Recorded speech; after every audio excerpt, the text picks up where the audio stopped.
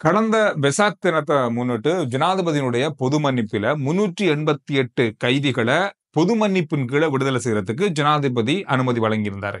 இந்த அனுமதியில பாரியளவான முறைகேடு இடம்பெற்று நேற்றைய நாளிலேயும் இது தொடர்பான விளக்கத்தை நான் வீடியோல சொல்லியிருந்தேன். அந்த சம்பவத்தினுடைய மேலதிகமான அதிரடியான பல நடவடிக்கைகள் இன்றைய நாள்ல நடந்திருக்கு.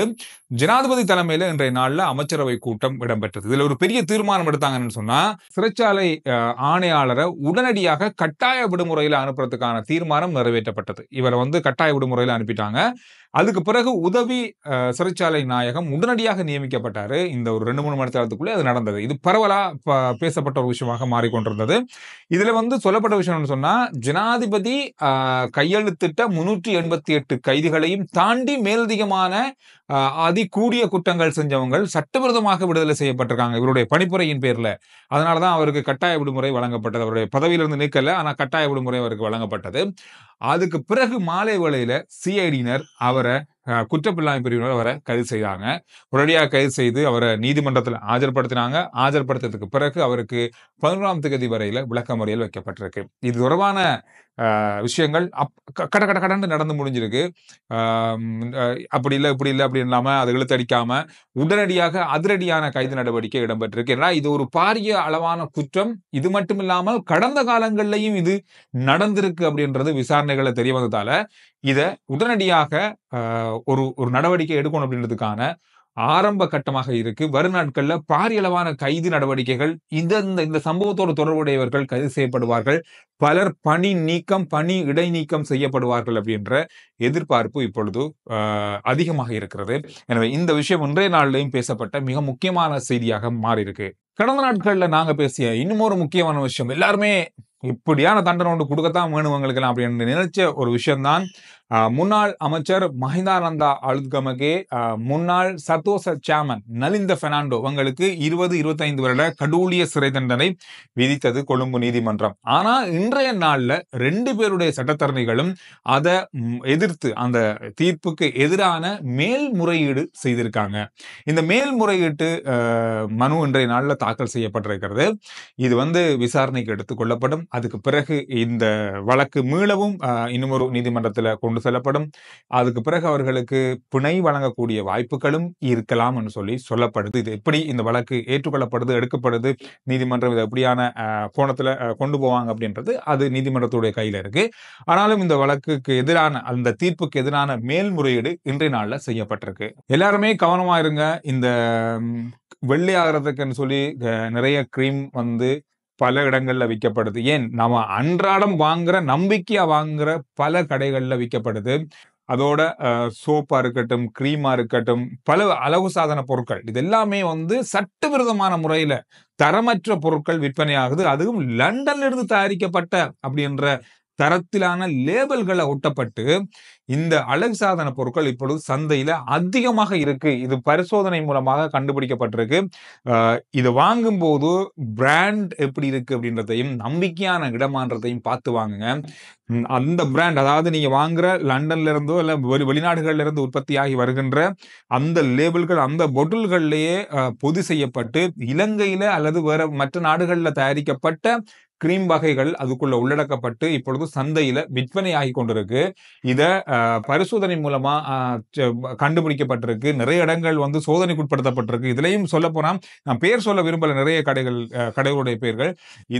இந்த கடைகள் வாங்கினா நல்ல அப்படின்னு நம்பிக்கையா வாங்கக்கூடிய கடைகள் கூட இந்த பொருட்களை வித்திருக்காங்க. தெரிஞ்சோ தெரியாம வித்தாங்களோ தெரியாது, ஆனா அந்த பொருட்கள் அங்கிருந்து கைப்பற்றப்பட்டிருக்கு.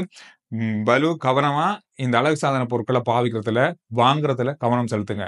நாங்க ஒரு 4 மாசத்துக்கு முதல்ல அல்லது ஜனவரி, பிப்ரவரி, மார்ச் மாத கால பகுதியில் அதிகமா பேசிய விஷயம்னு சொன்னா, அந்த துப்பாக்கி சூடு சம்பவத்தோடு அதிகமா துறவுப்பட்டவங்க முன்னாள் இராணுவத்திலிருந்து, அதாவது ராணுவத்திலிருந்து தப்பி போனவங்க, முன்னாள் ராணுவ வீரர்கள் அல்லது தப்பி போனவங்க தான் அதிகமா இந்த துப்பாக்கி சூடு சம்பவங்களை நடத்தினாங்க அப்படின்றது விசாரணைகளிலே தெரிய வந்தது. யாரை கைது செஞ்சாலும் முன்னாள் ராணுவத்திலிருந்து தப்பி போனவர் அப்படின்ற பல செய்திகள், பல அதிர்ச்சியான சம்பவங்களை நாங்க கேட்டோம். அதுக்கு பிறகு ஒரு நடவடிக்கை எடுக்கப்பட்டது. நம்ம அதை பத்தி பேசியிருந்தோம். அதாவது ராணுவத்துல தப்பி போனவங்க எல்லாரையுமே இருக்கிற பட்டியலின் அடிப்படையில கைது செய்யறதுக்கான நடவடிக்கை எடுத்தாங்க. இதுக்கு என்ன நடந்தது அப்படின்றது நான் சில நேரங்கள் இந்த செய்தியை தேடிக்கொண்டே இருப்பேன். ஆனா கிடைக்காது. என்ன நடந்தது, எத்தனை பேரை கைது செய்தாங்க அப்படின்ற சம்பவங்கள் எதுவுமே இருக்காது.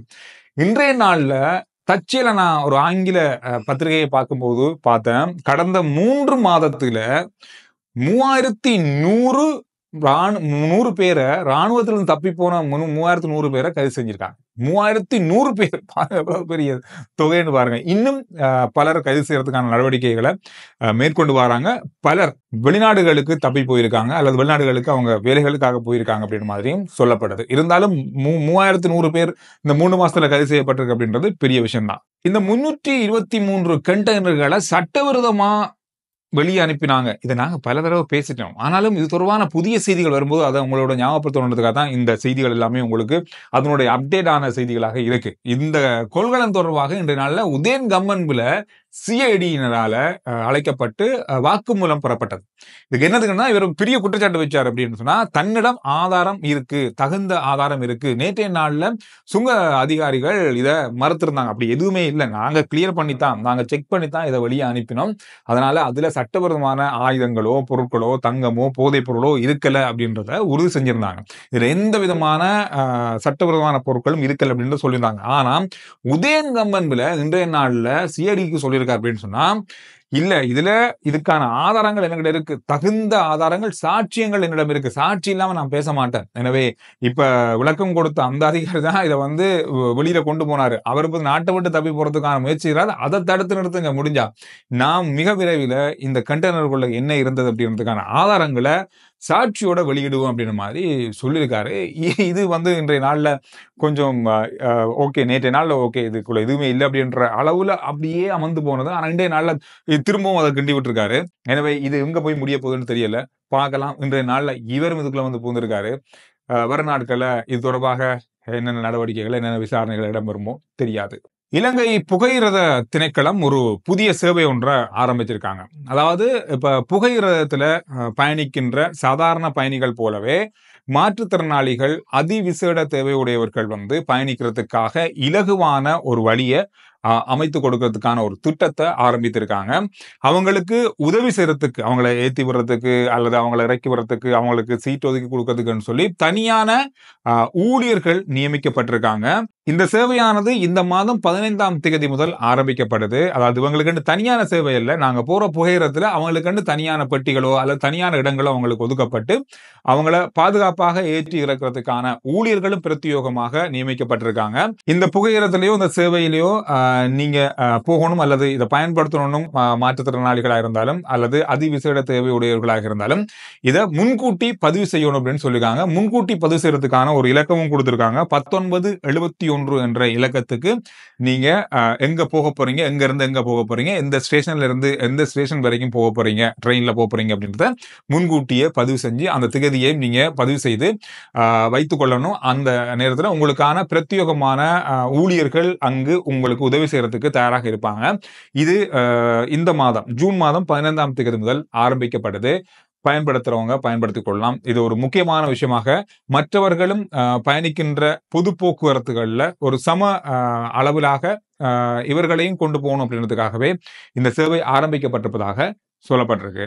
எனவே இந்த விஷயங்கள் தான் இன்றைய நாளில் பார்க்கப்பட்ட செய்திகள், மிக முக்கியமான செய்திகள். RG Chandru report YouTube channel, Facebook page, WhatsApp channel எல்லாத்தையும் ஃபாலோ பண்ணுங்க. அடுத்த வீடியோவில் நான் உங்களை சந்திக்கிறேன். நாளைக்கு ஒரு வித்தியாசமான வீடியோவில் உங்களை சந்திக்கலாம்னு நினைக்கிறேன். ஏன்னா அரசியல்ல பல மாற்றங்கள் இடம்பெற காத்திருக்கு. அது தொடர்பான வேலைகள் இப்போ நடந்து கொண்டிருக்கு. அது தொடர்பான மேலதிகமான செய்திகளை நான் அடுத்த வீடியோவில் உங்களோட பகிர்ந்து கொள்றேன்.